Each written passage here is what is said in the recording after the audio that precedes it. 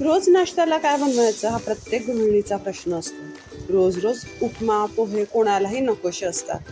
कमी तेलातला नाश्ता शिवाय तर पौष्टिक असो, प्रत्येक गृहिणीला असंच वाटतं।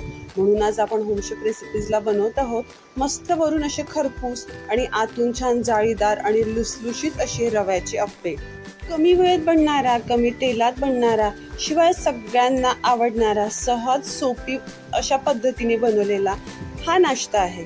तर चला पटकन आता आपण रेसिपीला सुरुवात करूया। होमशेफ रेसिपीजला मी श्वेता तुम्हा सर्वांचं स्वागत करते। तर इथे घेतलेला आहे 2 कप एवढा मी बारीक रवा। त्यानंतर यामध्ये टाकणार आहे आपण 1 कप एवढं दही। दही ना वापरताना थोडंसं असं ना घुसळून घ्यायचं किंवा फेटून घ्यायचं, म्हणजे त्या दह्यामध्ये गुठळ्या कुठल्या राहत नाही। आणि दही यामध्ये टाकून झालं की थोडंसं आपण याला सुरुवातीला असं मिक्स करून घेऊया। सुरुवातीला 1 कप आपण इथे ना पाणी टाकून घेऊया। सुरुवातीला 1 कप एवढंच पाणी इथे आपल्याला वापरायचं आहे। मग हळूहळू आपण कन्सिस्टन्सी चेक करूया आणि त्याप्रमाणे मग पाण्याचं प्रमाण जे आहे ते ॲडजस्ट करूया। पाणी टाकून झालं की नीट मिश्रण जे आहे असं मिक्स करून घ्यायचं आहे आपल्याला। मिश्रण इथे ना खूप जास्त असं घट्ट वाटत आहे, म्हणून मी इथे अर्धा कप आता पुन्हा असं पाणी टाकते आहे आणि चवीपुरती एवढं मीठ टाकून घेते आहे आणि पुन्हा एकदा आपण मिश्रण जे आहे नीट असं ना मिक्स करून घेऊया। मिश्रण इथे छान असं एकजीव असं झालं की मिश्रण छान असं ना 2 ते 3 मिनिट असं छान असं फेटून घ्यायचं इथे आणि नीट असं फेटल्यासारखं करून झालं की त्यानंतर आता आपण काय करू ना, आता यावर एक झाकणी झाकून घेऊया आणि 10 ते 15 मिनिटाची याला ना रेस्ट देऊया। तोवर आता आपण एकीकडे आता ना चटणी बनवून घेऊया। माझ्याकडे आता भाजलेला शेंगदाण्याचा कूट आहे, तो इथे घेतलेला आहे मी 4 टेबलस्पून एवढा। यानंतर इथे पाव चमचा असं जिरं घेऊन घेऊया आपण, 1 लाल मिरची, 1 ते 2 पाकळ्या अशा लसूणच्या आणि चवीपुरती एवढं मीठ आणि चिमूटभर एवढीशी साखर। आणि इथे आपण 2 ते 3 टेबलस्पून एवढंसं दही घालून घेऊया आणि 3 ते 4 टेबलस्पून एवढं पाणी टाकून घेऊया। याला मिक्सरला एकदा नीट असं फिरवून घेऊया छानपैकी। हवं तर याला अशी तुम्ही फोडणी घालू शकता किंवा अशीच सर्व करू शकता। मी फक्त असं जिरं आणि हिंगाची अशी फोडणी यावरती घालून घेतलेली आहे। आता 1 चमचा असं तेल गरम करून घेतलं होतं, त्यामध्ये अर्धा ते पाव चमचा असं जिरं टाकलं।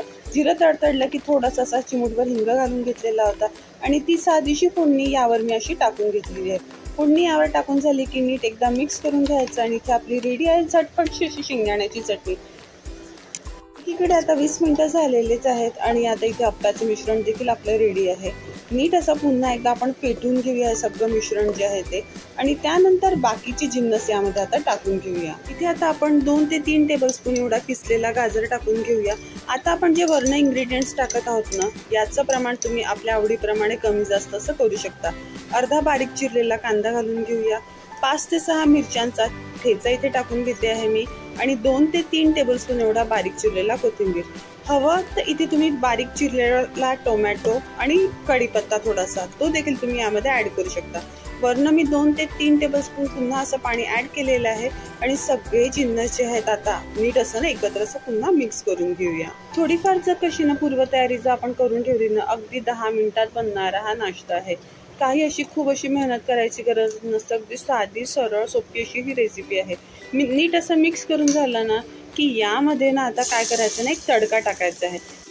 तर मी काय केलं ना, एका भांड्यामध्ये ना 1.5 चमचा असं तेल गरम करून घेतलं आणि अर्धा ते पाऊण चमचा फक्त मोहरी त्यामध्ये टाकली। मोहरी तडतडली की तोच तेलाचा तडका आपल्याला ना यामध्ये असा टाकायचा आहे। बाकीचं असं काहीच नाही, साधा असा अगदी तडका आहे, पण ह्या तडक्याने अप्प्याला खूप छान अशी ना टेस्ट येते। त्यामुळे तडका अजिबातही स्किप करायचं नाही। नीट हे सगळं आता मिक्स करून घ्यायचं आहे आपल्याला आता आणि त्यानंतर ना आता पाव चमचा एवढा ना आता आपण इथे ना खायचा सोडा टाकून घेऊया। सोडा टाकून झाला की पुन्हा छान असं नीट असं मिक्स करून घ्यायचं आणि एकीकडे ना आता मी अप्पे पॅन जे आहे ते आता गरम करायला असं ठेवलं। आपल्याला एकूण पाण्याचं प्रमाण जे आहे 1.5 ते पावणे 2 कप एवढं असं इथे लागलेलं आहे। कन्सिस्टन्सी बॅटरची एकदम अशी परफेक्ट आहे आणि एकीकडे आपलं अप्पे पॅन जे आहे ते देखील असं गरम झालेलं आहे। यामध्ये असं थोडं असं तेल टाकून घ्यायचं आहे।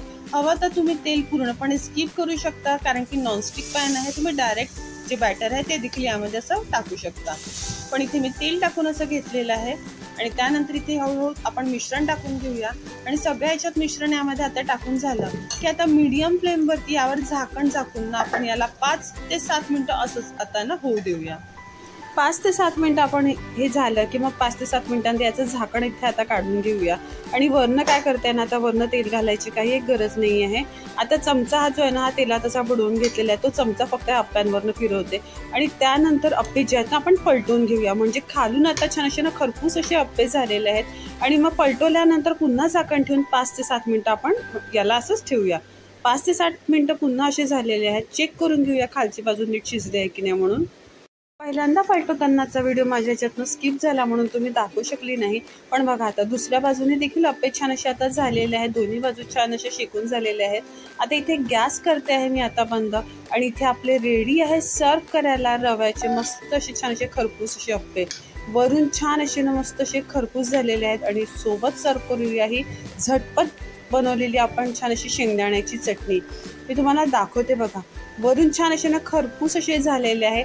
शिवाय आतून याला छान अशी ना जाळी आलेली आहे.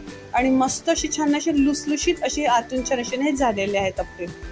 अप्प्याला स्वतःचीच टेस्ट इतकी जास्त छान आहे ना की सोबतीला तसं म्हटलं तर चटणीची काही एक गरज नाही आहे. कारण की अप्पे जे आहेत ना असेच चवीला खूप छान असे वाटतात.